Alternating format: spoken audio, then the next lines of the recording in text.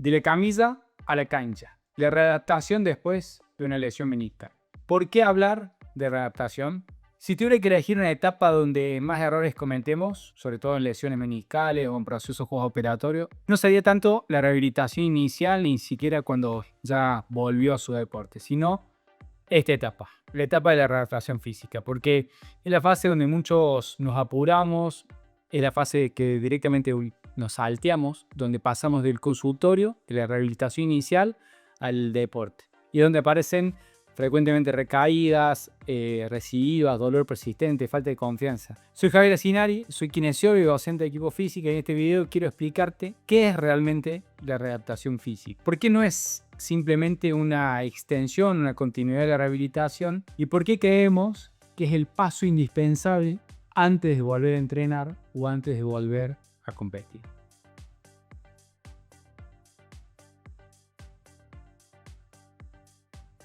¿Qué es y qué no es la readaptación física?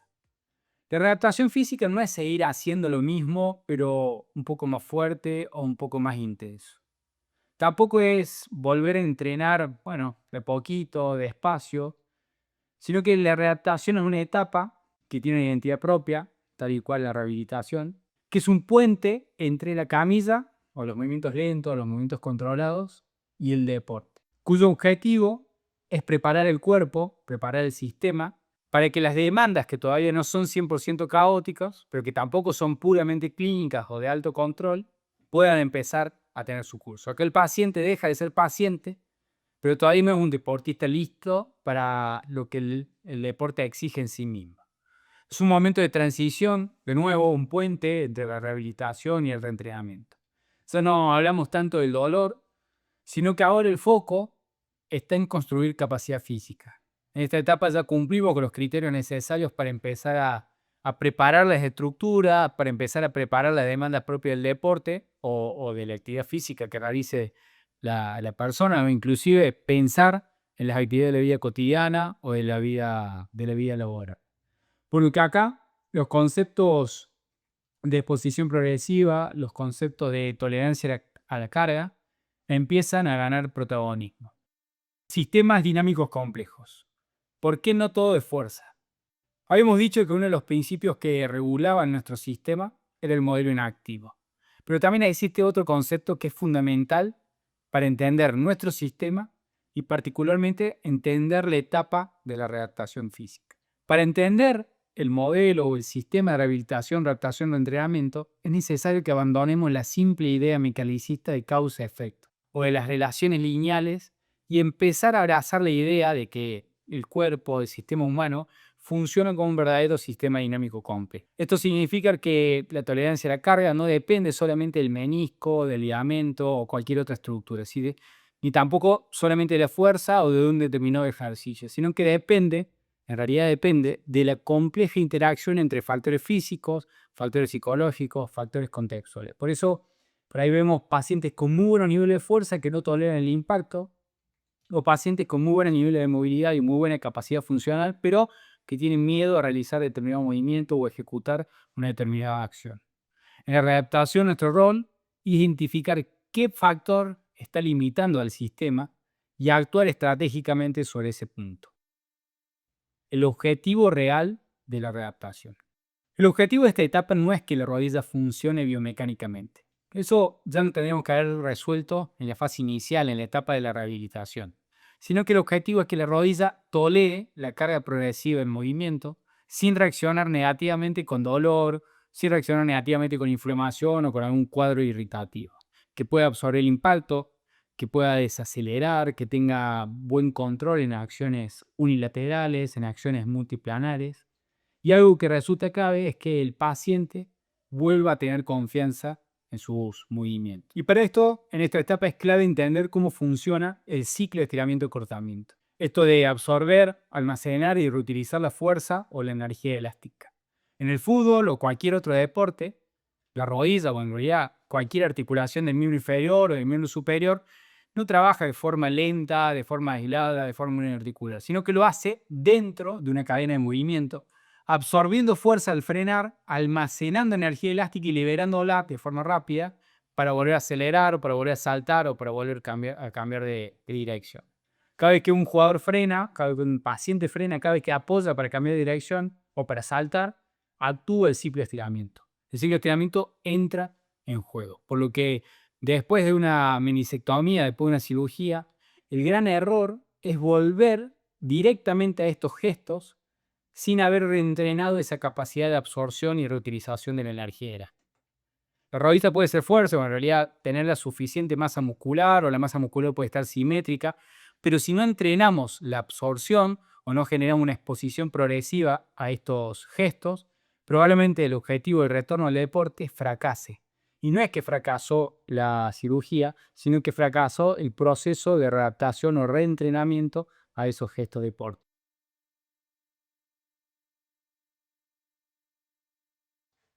Para bajar esto de práctica, pensemos en un caso concreto.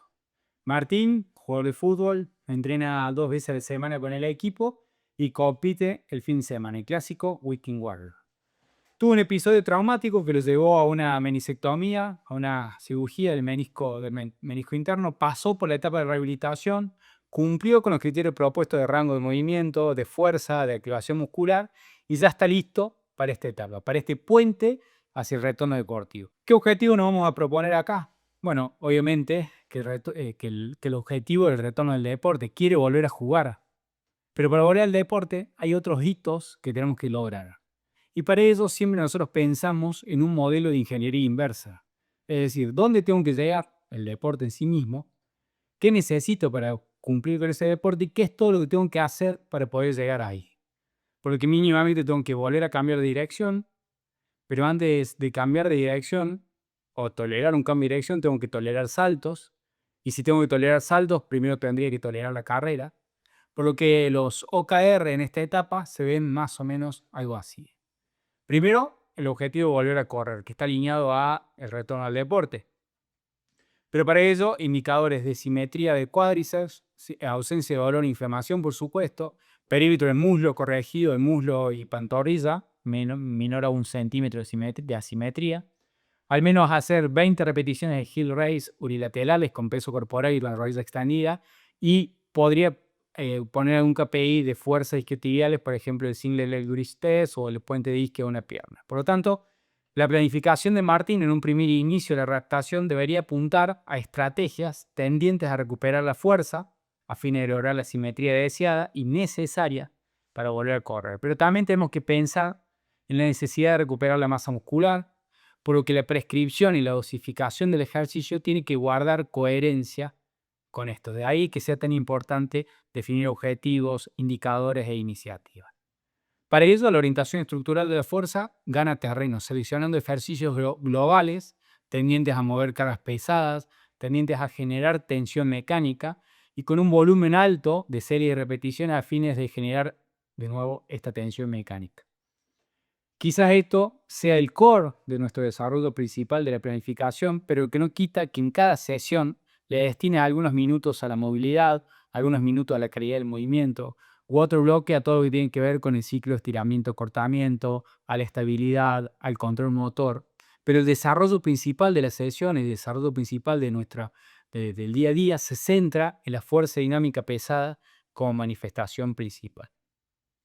No obstante, por supuesto no podemos obviar la necesidad de ir exponiendo la rodilla de forma progresiva a lo que luego va a tener que tolerar, que va a tener que hacer, que tiene que ver con un salto, que tiene que ver con un cambio de dirección, porque en esta etapa es muy buen momento para introducir primero drill estático de carrera, simplemente en el consultorio, aterrizajes o los landings, poniendo foco en lo cualitativo más que lo cuantitativo. Ir de lo bilateral hacia lo unilateral, de lo sagital a lo frontal o a lo multiplanar, un poco de sentido común. Observar cómo cae, observar la rigidez al momento de la caída del salto, mirar el colapso medial de rodilla, el control del tronco, el control del core, si frena o no frena, para que conforme vaya cumpliendo con esos indicadores propuestos, podamos pensar en que vuelva a correr, que luego vuelva a saltar y que podamos ir preparando las estructuras y la capacidad funcional de cara a la última etapa del proceso, el reentrenamiento. Porque la estructura de nuestro plan tiene esta secuencia. Una activación general, o que también llamamos preparación para el movimiento, donde destinamos propuestas de nuestra caja de herramientas para la amplitud de movimiento, el ROM, la disponibilidad articular, la disponibilidad miofacial, lo que nosotros llamamos disponibilidad articular y miofacial. Luego, una activación específica destinada a la estabilidad central o la estabilidad distal es un buen momento también para el entrenamiento de los gestos balísticos, de los gestos explosivos como un lanzamiento o un salto. Particularmente en esta etapa con Martín, como vimos, ponemos foco más en los landings, en el aterrizaje y la toma de peso, aprender a absorber el peso corporal, a entrenar la fuerza excéntrica, para luego enfatizar la fase propulsiva. Pero también en esta etapa puedes incluir drills técnicos de carrera, drills de pared para empezar a construir el cambio de dirección, para empezar a entender cómo aplicar fuerza contra el suelo, o isometidas máximas para mejorar el RFE, la tasa de desarrollo de la fuerza, que luego va a ser clave en la última etapa de la rehabilitación, la readaptación o el reentrenamiento. ¿Qué errores frecuentes cometemos? Primero, saltarse la etapa de la desaceleración.